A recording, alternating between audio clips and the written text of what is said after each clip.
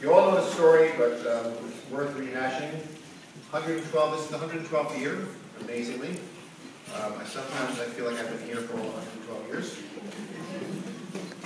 Frank Chapman organized this holiday tradition of a Christmas bird census, where you count them rather than shoot them, and thanks to his enthusiasm and the enthusiasm of 27 birders, 25 Christmas bird counts were held in 1900. But you can say it all started here in Central Park. We share the oldest in America title with Princeton, New Jersey. I look forward to seeing what you have found. I want to thank the Urban Park Rangers who came out and led you. Thank you, Rangers. Raise your hand. On Sunday, December 18th, 2011, in the shadow of the Natural History Museum, where Frank Chapman started it all, birders young and old came out to count a total of 3,286 birds in the 112th annual Central Park Christmas Bird Count. Here's just a small fraction of what we saw that day.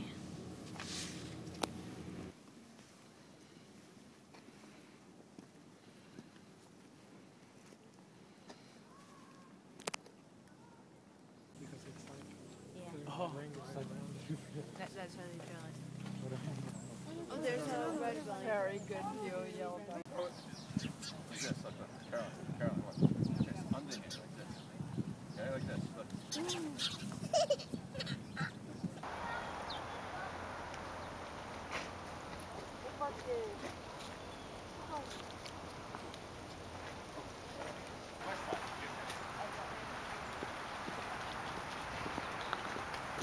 Down here, a little to the right, there's a nut hedge. Oh, yeah.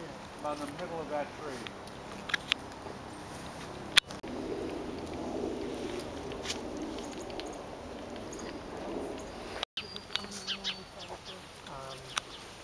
There's another one over there.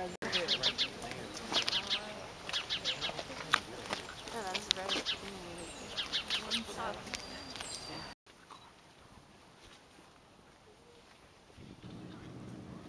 After braving the coldest morning of the winter thus far, all of the birders were ready to warm up in the Central Park arsenal with soup, wine, cider, and of course, live data reporting.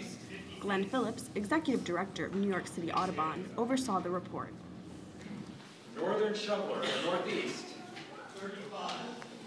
The northwest. 0. Reservoir. 11. Great Lawn. 5. Ramble. 33. Southeast. Yeah. Yeah. 0. 0.